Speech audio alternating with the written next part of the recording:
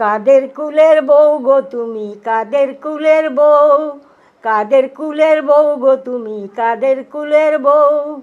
যমুনায় জল আনতে গিয়ে, যমুনায় জল আনতে গিয়ে সঙ্গে নেই তো কেউ তুমি। 77 সাল থেকে আপ টু 84 সাল পর্যন্ত আপনার যাত্রা জীবনের সব থেকে গোল্ডেন পিরিয়ডটা কেটেছে, তাই তো? নট্য কোম্পানিতে এত বছর আপনি কাজ করেছেন, একজন অভিনেত্রী হিসাবে একটানা এত বছর, মানে বীণা দাশগুপ্তাও একটানা এত বছর নট্যতে ছিলেন না না না না, যত বছর আপনি ছিলেন। তো প্রথমে 1977 সালে অচল পয়সা নট্য কোম্পানির একটা সর্বাধিক হিট যাত্রাপালা।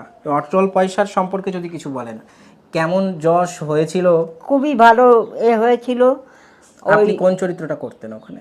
আমি অচল পয়সায় করতুম অরুণদার বোন, বোন চন্দ্রানী, চন্দ্রানী, চন্দ্রানী। অরুণদার বোনের চরিত্র করতেন। হ্যাঁ, এইবার অরুণদার কথা যখন উঠলো, নির্দেশক অরুণ দাশগুপ্তকে কেমন ভাবে পেয়েছিলেন? ভালো, কেমন ভাবে শেখাতেন উনি? উনি ভাড়া মানে সেই যেমন স্কুলে যেমন একটা করে করে যেমন বাচ্চাদের পড়ায় সেই রকম করে শিখিয়েছে। আচ্ছা, এটা খুবই। আর ওই অচল পয়সাতে আপনার কণ্ঠে কোনো গান ছিল? অচল পয়সা না, অচল পয়সায় গান ছিল, গান ছিল না। তার অচল পয়সাতে বীণা দাশগুপ্তার আর ওই খোকন বিশ্বাসের গানের ওই যে দৃশ্য, ওইগুলো দর্শক কিরকম এনজয় করতো, কিরকম দেখতেন? ভালো, খুব হতো। মানে আমরা তো ভয়ে থাকতাম যখনই আমাদের ডাকতে আসতো যে শো আরম্ভ হবে। আপনারা ভয় থাকতেন কেন? মানে লোকের ভিড়ে। আচ্ছা, ওই সময় নাকি বীণা দাশগুপ্তাকে দেখার জন্য এত লোক হতো যে আলাদা করে হ্যাঁ, ফোর্স আনতে হতো। বীণা দাশগুপ্তার এমনই ছিল তখন। চন্দ্রকোনা, চন্দ্রকোনা ঘাটালের পাশে, ঘাটালের পাশে চন্দ্রকোনা, ওখানে মানে একটা প্যান্ডেল, দুটো প্যান্ডেল হয়েছিল। মানে একটা দুটো প্যান্ডেলকে করে একটা প্যান্ডেল, এত লোক অডিয়েন্স, মানে জায়গা দিতে পারবে না বলে ডবল করেছে, ডবল স্টেজ ডবল এটা হয়েছে প্যান্ডেলটা বসার জন্য। মানে যত লোক ঢুকেছে মানে ভেতরে, তার তত লোক তার বেশি বাইরে দাঁড়িয়ে আছে। করতে হবে, দ্বিতীয় শো করতে হবে। হলো দ্বিতীয় শো, দ্বিতীয় শো পারা যায় না। ওই মানে আমরাই ঢুকতে পারতাম না। আমরা যে স্টেজে যাব এইরকমভাবে দাঁড়িয়ে থাকতো লোক, এইরকমভাবে একদম। ওই ঠেলে কি মনে হতো যে আমরা কি, আমরা মানুষ না আমরা কি, সেরকম মনে হতো। আর আপনাদেরকে ছুঁয়ে দেখতো না? ওই সরে যা, সব আসছে, আসবে, গায়ে হাত দিবি না কেউ। ওরা নিজেরাই বলতো সব। আচ্ছা, প্রচণ্ড মানে দর্শক হতো, চিন্তার বাইরে। আর বদ্দার স্নেহ কেমন পেয়েছেন? বদ্দার স্নেহ খুব ভালো, খুব ভালো। মানে ওনার মতন 12 বছর কাজ করেছেন, মানে একটা বাড়ির মেম্বারের থেকে কম না।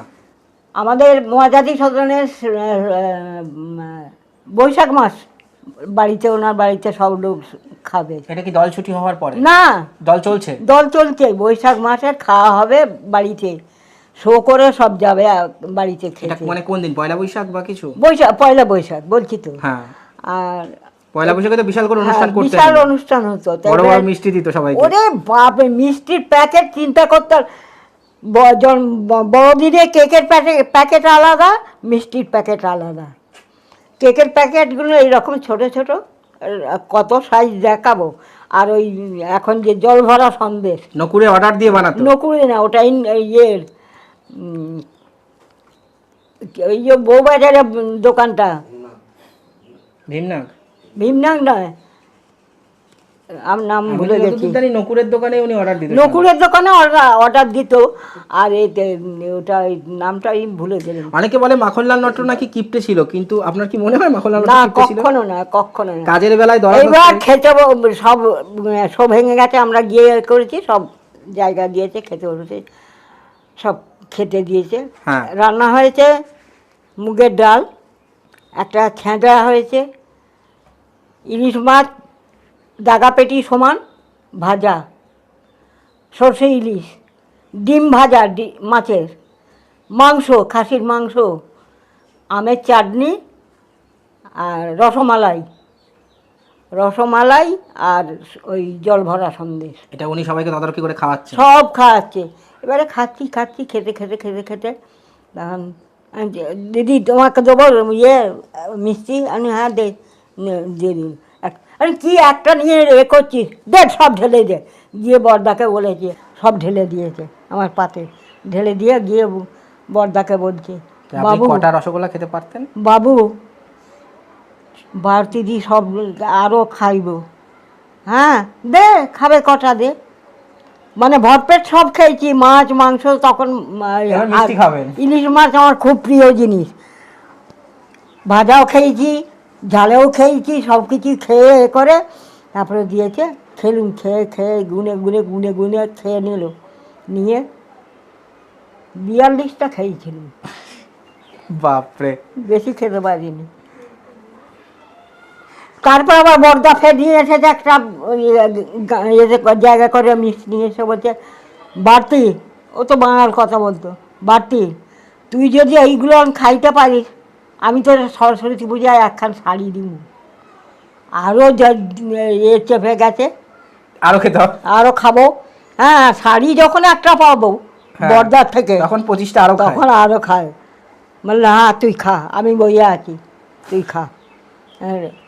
মানে খুব খাওয়াতে ভালো, যে খায় খেতে পারে তাকে খুব ভালোবাসে। আর কোনো গানে ধরুন আপনারা গেছেন কোথাও, কোনো একটা বিশৃঙ্খলা তৈরি হয়েছে, মানে লোক বেশি হয়ে গেছে, এই যেমন বিশৃঙ্খলা, অ্যাজ এ দল মালিক হিসাবে উনি সেটা কিভাবে সামলাতেন, মানুষকে কিভাবে কিভাবে ডিল করতে দেখেছেন ওনাকে? ও সমস্ত লোকজনকে এ করতো, হ্যাঁ, বসে থাকতো আমাদের গ্রিন রুমে, বসে থাকতো। খুব ধীর স্থির মাথারি ছিলেন, খুব খুব, মানে এত মারামারি হয়ে যাক উনি চুপ করে বসে আছেন, হ্যাঁ দেখে চুপ যাচ্ছেন। করে ওই বাক্সের ওপর বসেই আছে, কোনো কথা নেই, কোনো কথা নেই, যা কিছু সতীশ নন্দী করে বেড়ায়, সব সতীশ নন্দী করবে।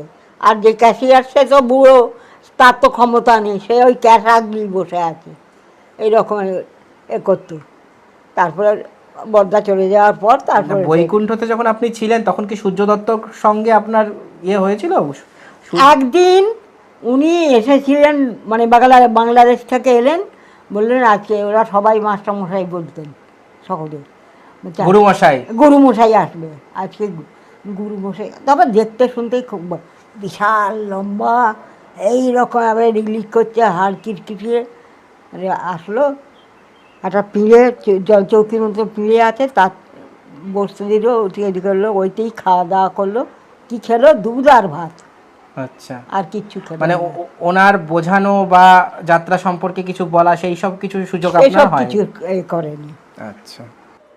কাদের কুলের বউ গো তুমি, কাদের কুলের বউ, কাদের কুলের বউ গো তুমি, কাদের কুলের বউ, যমুনায় জল আনতে গিয়ে, যমুনায় জল আনতে গিয়ে সঙ্গে নেই তো কেউ, তুমি কাদের কুলের বউ গো তুমি, কাদের কুলের বউ, যাচ্ছ তুমি হেসে হেসে, কাঁদতে হবে অবশেষে, যাচ্ছ তুমি হেসে হেসে, কাঁদতে হবে অবশেষে, কলসি তোমার, কলসি তোমার যাবে ভেসে, লাগলে প্রেমের ঢেউ, তুমি কাদের কুলের বউ গো তুমি, কাদের কুলের বউ, কাদের কুলের বউ গো তুমি, কাদের কুলের বউ। ব্রেভো পান্না, ব্রেভো, সত্যি আপনার যে এখনো এইরকম সুর, মানে ভাবা যায় না।